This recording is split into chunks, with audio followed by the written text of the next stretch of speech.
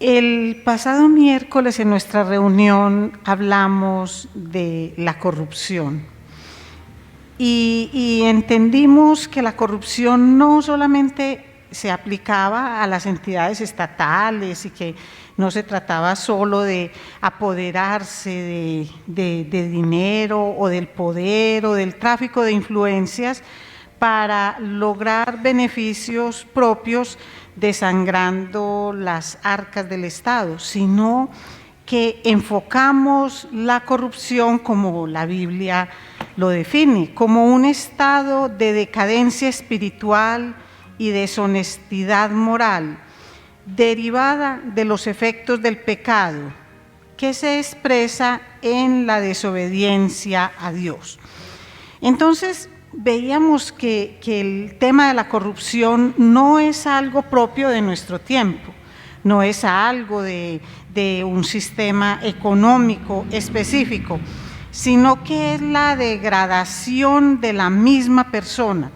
Y esta inició desde el huerto del Edén, desde Adán y Eva, cuando se rebelaron contra Dios, cuando rompieron todo ese diseño perfecto que Dios tenía. Entonces empezaron ellos a asumir las consecuencias en ellos mismos, pero también la trasladaron a todos nosotros.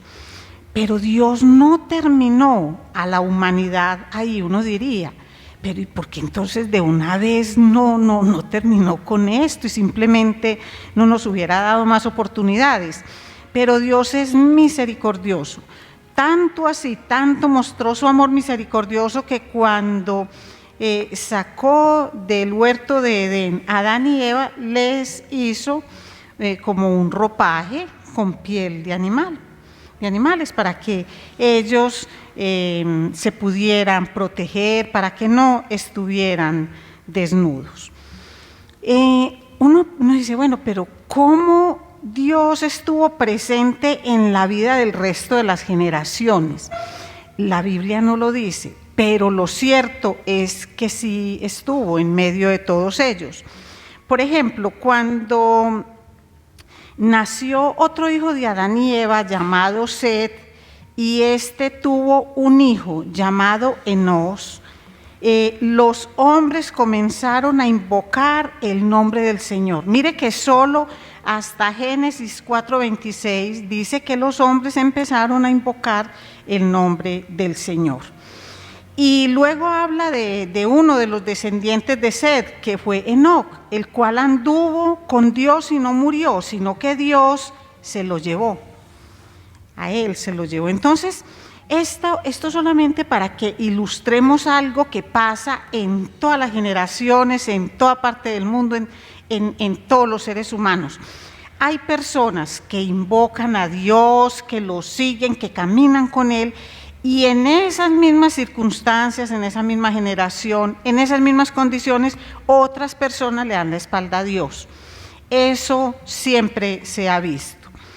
Y no solamente hablamos de darle la espalda a Dios como ignorarlo, sino como una manifestación de la corrupción del mismo ser. Cuando yo le doy la espalda a Dios, eso manifiesta esa corrupción que hay en mi interior. Y eso no siempre lo hago porque surja de mí espontáneamente o de la persona en forma espontánea, sino porque hay personas que influencian, maestros, seres que tienen una gran capacidad para comunicar ideas, así sean erróneas, a otros, y los pueden conducir al mal. Esto es lo que está advirtiendo el apóstol Pedro. Vamos entonces a la segunda carta del apóstol Pedro en el capítulo 2. Y vamos a leer de los versículos 1 al 9. Segunda epístola de Pedro, capítulo 2, versículos 1 al 9. Dice así la palabra del Señor.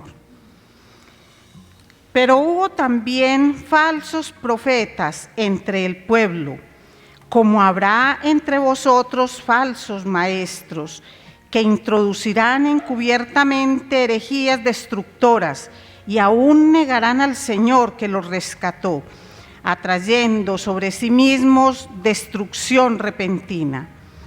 Y muchos seguirán sus disoluciones, por causa de los cuales el camino de la verdad será blasfemado. Y por avaricia harán mercadería de vosotros con palabras fingidas.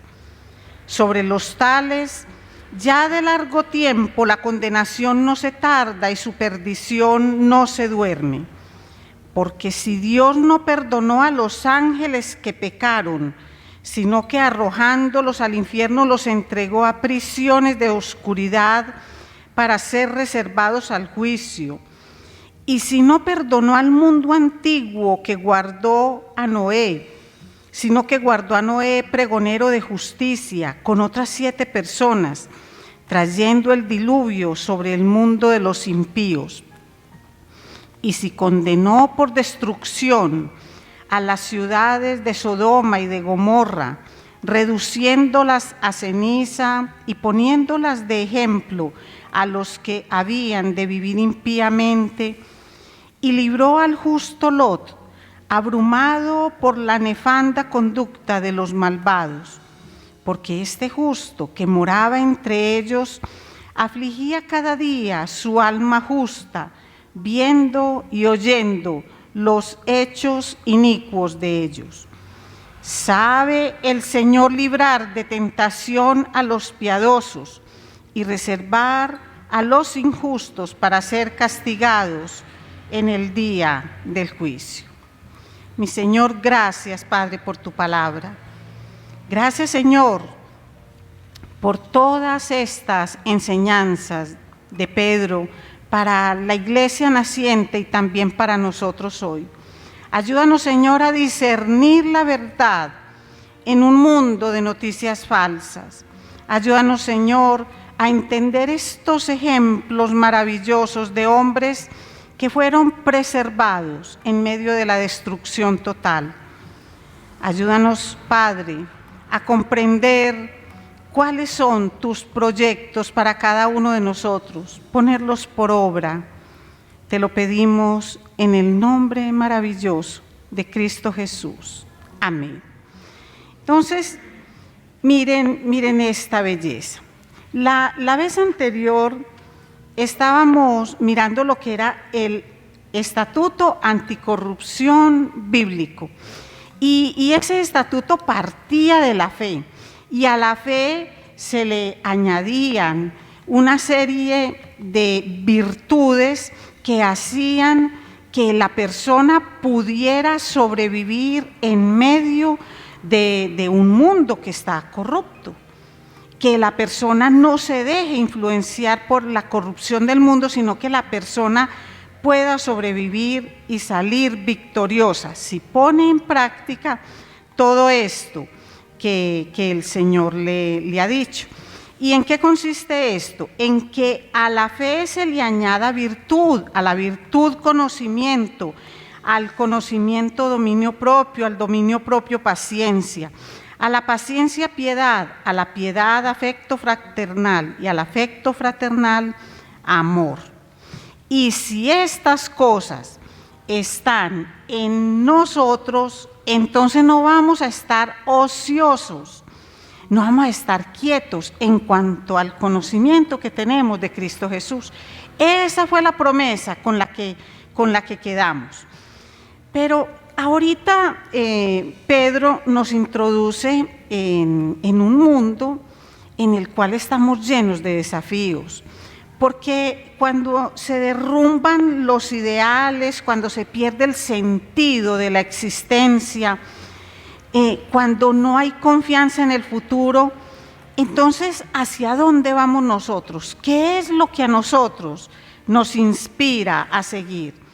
Cuando nosotros dudamos de todo cuanto se dice, aún de los textos que nos envían, de las noticias que parecen como muy veraces, inmediatamente nos vamos a ese portal de noticias falsas porque estamos bombardeados por cosas que parecen verdad, pero no lo son. Y cuando se da un tipo como de mundo o de espacio en el cual nos sentimos de esa manera, eso se convierte en un caldo de cultivo ideal para aquellos que quieren sembrar en nosotros pensamientos, conductas, doctrinas que van en contra de la palabra del Señor. Los que tenemos a Cristo como Señor y Salvador sabemos que Él es el camino, la verdad y la vida. Y de eso le daba Pedro, le daba fe a toda la iglesia naciente. Él inclusive les decía, es que nosotros vimos cuando Jesús se transfiguró en el Santo Monte, cuando una voz del cielo le decía, este es mi Hijo amado en quien tengo complacencia. Recuerden que ellos no estaban en el momento por ejemplo, del bautismo, pero sí de la transfiguración. Pedro, por ejemplo, supo sobre la resurrección del Señor y puede dar testimonio de eso. Pero aparte de todo esto, también les dice que tengan plena confianza en la palabra profética que les fue enseñada. ¿Y por qué él hacía tanta insistencia en esto? Y toda la carta hace insistencia en eso. Porque habían unos falsos maestros que negaban o se oponían a que fuera enseñado que así como Jesús vino por primera vez, también iba a venir por segunda vez. Entonces Pedro les dice, crean firmemente, no solamente en el testimonio de lo que nosotros escuchamos, de lo que nosotros vimos, sino que tengan plena confianza en la palabra profética, porque la palabra profética no es algo que le haya sido revelado a una sola persona para que se quede con eso, no es algo que haya venido a la mente de la persona, sino que es a través del Espíritu Santo, Él revela eso, en este caso al apóstol, pero también a los profetas, para que sea llevado al pueblo. Entonces, si la iglesia tiene plena certeza de eso y lo pone en práctica la fe con todas esas añadiduras y cuida en forma, digamos, celosa, pero no celosa de que nadie la mire ni la toque, sino que no atenten contra ella, entonces se podrá sobrevivir en un mundo corrupto. Una iglesia que sea sostenida con estos principios puede escuchar cómo falsos profetas dicen herejías y no se deja contaminar, no se deja llevar porque la persona está firme. Pero entonces esos falsos maestros hacen mucho daño y el Señor dice que para ellos habrá un juicio y empieza a enumerar a quienes le aplicó un juicio, de qué manera libró a algunas personas. Entonces, de los primeros del primero que habla es de Noé. Entonces vamos a mirar a Noé. Noé vivía en un ambiente completamente corrupto. Él no era medio corrupto, sino completamente corrupto. Vamos a Génesis capítulo 6. Y la misma palabra nos va a describir cómo era el ambiente en el cual vivía Noé. Cuando lo miremos podemos traer esto a nosotros, porque no es solo lo que le está diciendo Pedro a la iglesia hace 2000 años, sino lo que nos está diciendo a nosotros hoy. Génesis 6, vamos a leer de los versículos 5 al 8. Y vio Jehová que la maldad de los hombres era mucha en la tierra, y que todo designio de los pensamientos del corazón de ellos era de continuo solamente el mal. Y se arrepintió Jehová de haber hecho hombre en la tierra, y le dolió en su corazón.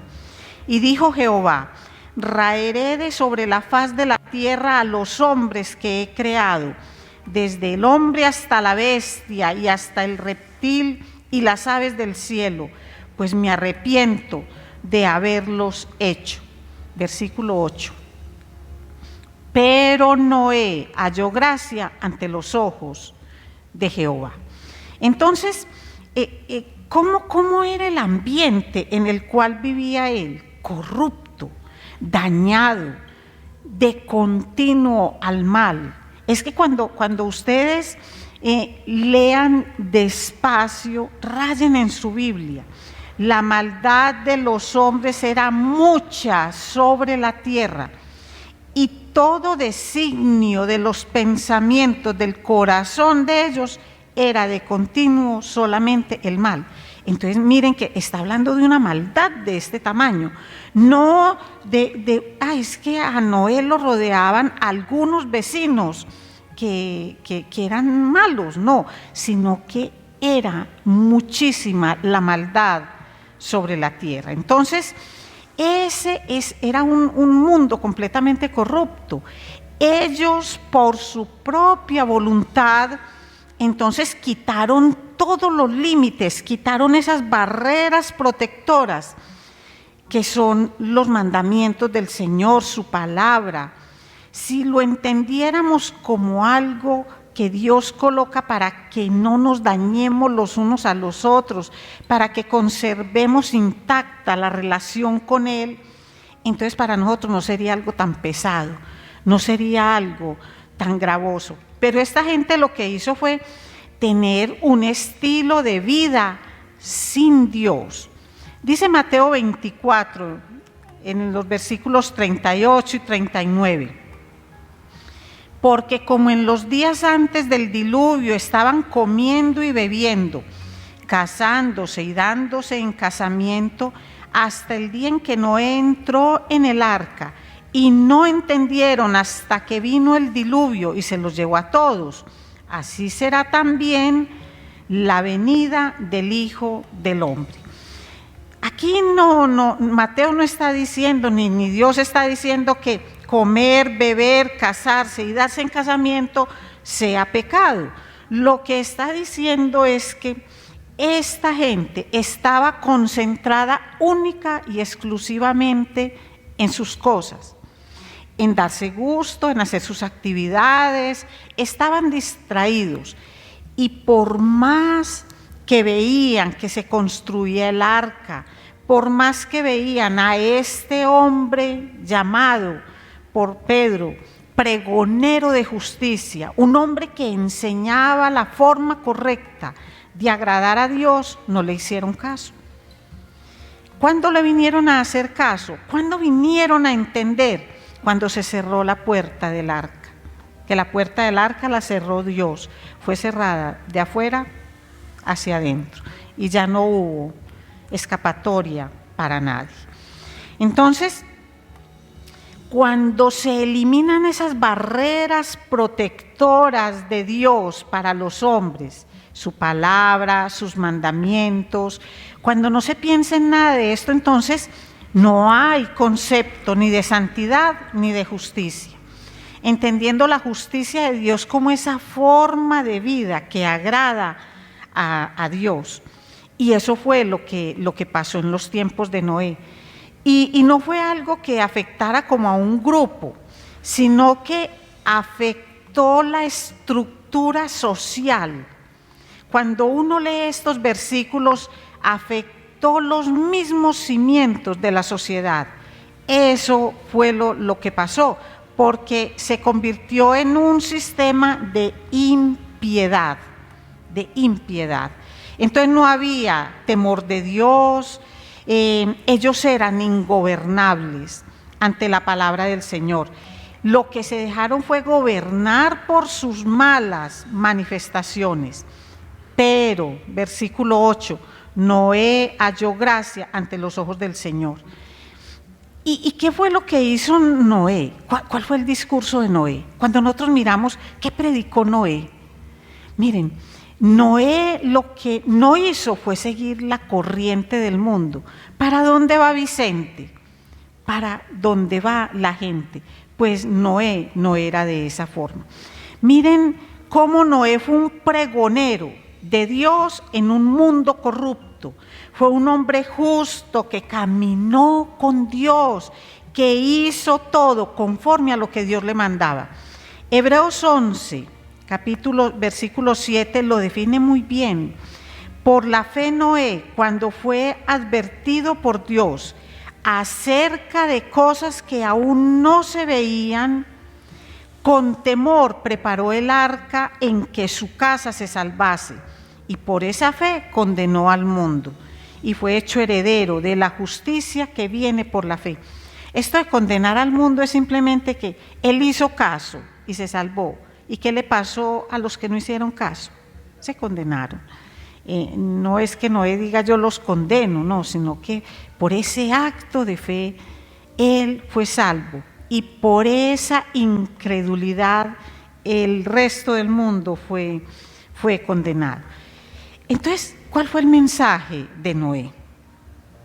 El mensaje de Noé no fue con palabras. El mensaje de Noé, el mensaje de este pregonero fue con su propia vida. Y no hay denuncia más grande para la corrupción, para una sociedad corrupta, una familia corrupta o alguien corrupto. No hay una denuncia más grande que la vida de una persona que uno llama intachable. Ustedes no han visto que una persona incorrupta, una persona que uno dice que es de esas personas rectas, cuando se le acerca a alguien que vive sumido en el pecado, en la indiferencia, en vicios, tiende como a rechazarlo? Es porque esa persona se convierte en un pregonero de la justicia de Dios en medio de un mundo corrupto. Entonces esa persona es rechazada. Entonces el testimonio de Noé fue el mecanismo de denuncia en un mundo lleno de corrupción, lleno de perversión. Y Noé lo que hizo fue contracultura. Creo que todos entendemos lo que significa contracultura, que es lo mismo que Jesús nos enseña. No hacer las cosas que hace el mundo para agradarle al mundo, para que todo el mundo se sienta muy a gusto con nosotros, sino ir en contra, no porque lo deseemos, sino porque Dios mismo lo pide. Lo ideal sería, y es lo que Dios quiere, que todos camináramos, que todos siguiéramos su palabra, que lo conociéramos a Él, que fuéramos amorosos, que amáramos a los demás, que amáramos a Dios por encima de todas las cosas, que tratáramos a otros como queremos ser tratados. Pero esas son las utopías, los ideales de Dios. Pero lo cierto es que el mundo, como rompe todas las barreras protectoras de la palabra del Señor, de sus enseñanzas, entonces el mundo vive como el mundo quiere vivir. Dos cosas muy importantes hizo Noé. Número 1, tuvo un gran amigo, un amigo fiel, uno con el cual siempre anduvo, y ese fue Dios. Y andar con Dios, Él es un compañero espectacular, pero no todo el mundo quiere esa compañía. La gente quiere los favores de Dios. La gente quiere que Dios le atienda en medio de sus necesidades, pero no que le esté susurrando al oído permanentemente lo que debe hacer. Porque hay personas que sienten que esa compañía permanente de Dios en sus vidas les está como coartando la libertad. Entonces eso fue lo que hizo Noé. Lo que hizo Noé fue tener ese amigo fiel a su lado. Y lo otro fue creerle a los proyectos de Dios en medio de un mundo que le declaró la guerra, en medio de un mundo que se dispuso a desobedecerlo. Y le creyó Y él, a medida que pegaba las tablas de esa arca, él lo que le estaba mostrando al mundo, en un sitio donde no llovía, donde no habían ríos, donde no había nada, donde todo el mundo lo llamaba loco, y él lo que hacía era creerle a Dios. Él le creyó a los proyectos de su amigo fiel. Esa fue la manera como Noé se convirtió en un pregonero de la justicia de Dios. No fue grande, no enseñó, no fue en contra de ese mundo corrupto por lo que les decía, sino por lo que vivía, por lo que él hacía. Y el otro hombre que nos trae esta parte de la palabra es Lot. Lot eligió, cuando dividieron las tierras entre Abraham y él, Lot mostró como ese deseo de llevar ventaja en cosas, porque eligió la zona que veía más próspera, pero no tuvo en cuenta muchos aspectos de esa zona que él eligió. Dice Génesis 13, mas los hombres de Sodoma eran malos y pecadores contra Jehová en gran manera, no un poquito, sino en gran manera. Y la característica de estas ciudades era la impiedad. Sus habitantes eran malvados, había depravación sexual, una sensualidad que desbordaba todos los límites, no tenían principios, y ellos hacían alarde de esa conducta moral que vivían. Lucas también habla de los tiempos de Lot y dice: asimismo como sucedió en los días de Lot, comían, bebían, compraban, vendían, plantaban, edificaban. Mucho cuidado cuando leen y cuando sacan algún texto del contexto. Nada de esto es pecado. Comer, beber, comprar, vender, plantar, edificar. Pero es que la gran preocupación de esta gente no era sino su desenfreno, darle gusto a esos deseos sexuales y a la parte del consumismo. Ahí estaba como el fundamento de ellos como sociedad. Bueno, ¿y qué hizo Lot para ser considerado como un pregonero en un mundo corrupto? ¿Qué hizo Lot de especial? Si de Lot se dicen cosas, por lo que les digo, por lo materialista, cuando eligió la tierra, por lo que ustedes muy juiciositos cuando lean van a ver lo que sus hijas hicieron con él. Sus hijas cometieron incesto, no Lot, sino sus hijas. Lo emborracharon para obtener de él una descendencia. Entonces, ¿qué fue lo que hizo Lot para ser considerado como un pregonero en un mundo correcto? Entonces, vamos a la segunda epístola de Pedro y vamos a leer en el capítulo 2 los versículos 7 y 8. Vamos a ver Pedro cómo lo describe.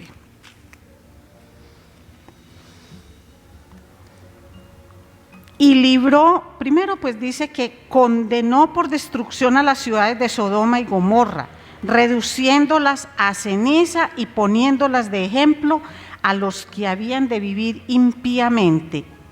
Toda la gente murió, absolutamente todos. Fue librado Lot y se le dio la oportunidad de ser librado con sus hijas, su esposa, y aún con los novios de sus hijas, los cuales no creyeron a la invitación que les hicieron.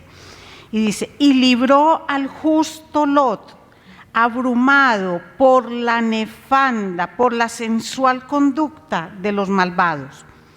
Porque este justo que moraba entre ellos afligía cada día su alma justa, viendo y oyendo los hechos inicuos de ellos.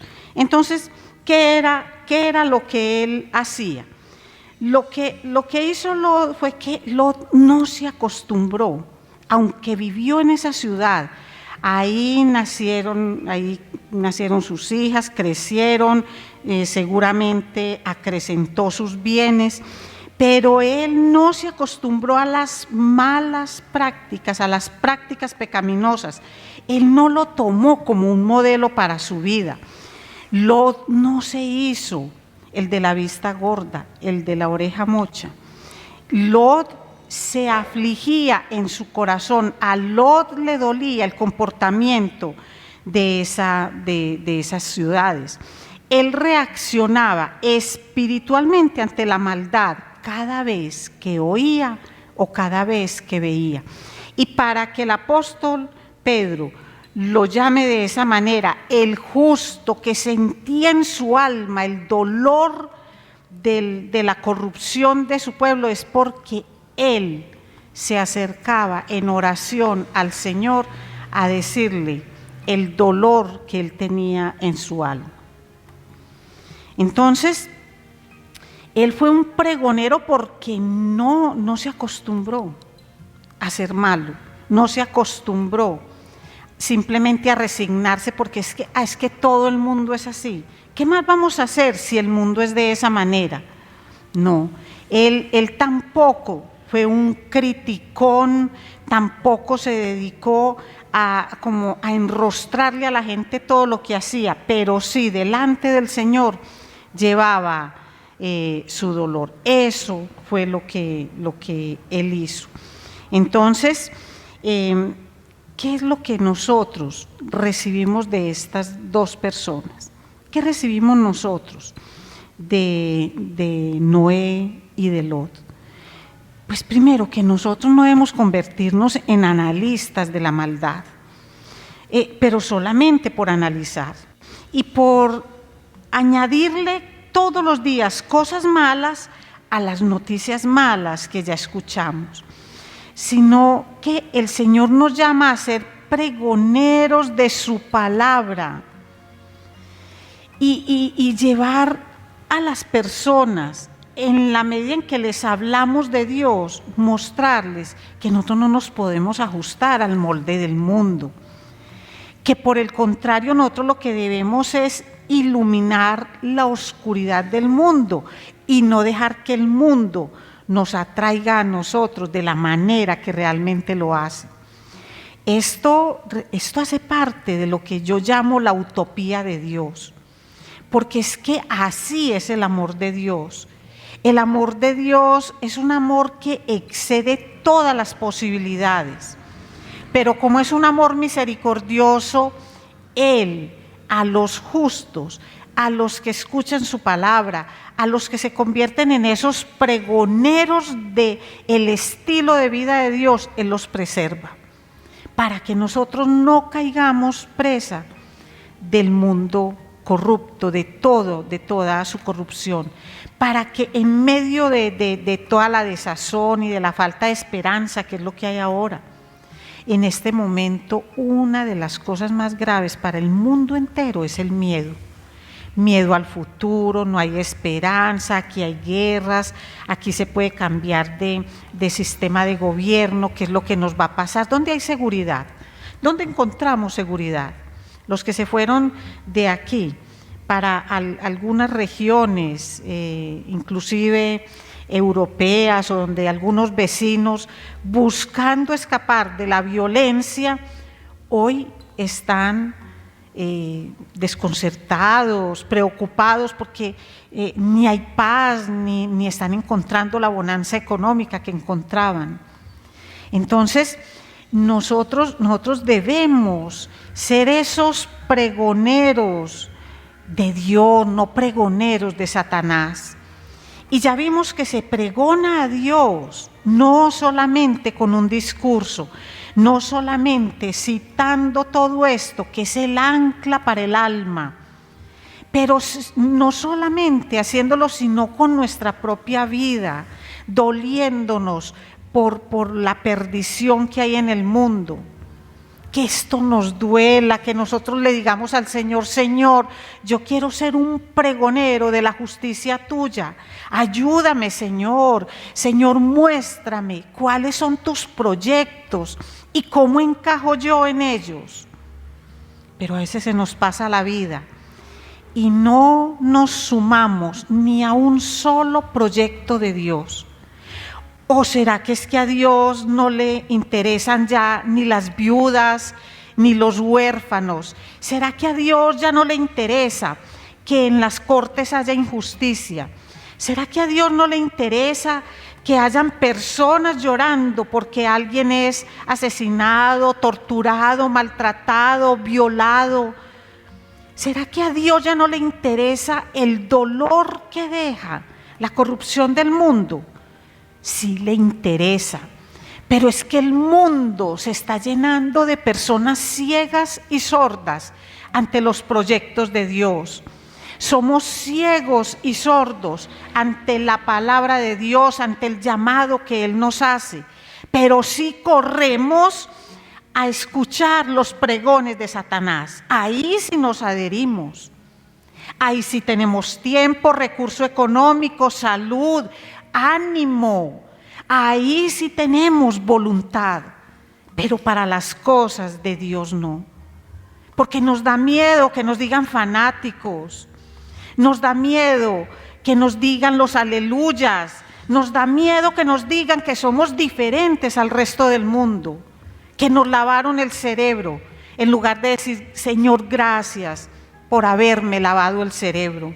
Gracias, Señor, porque lo lavaste con tu sangre, porque con tu sangre pagaste el precio de mi pecado.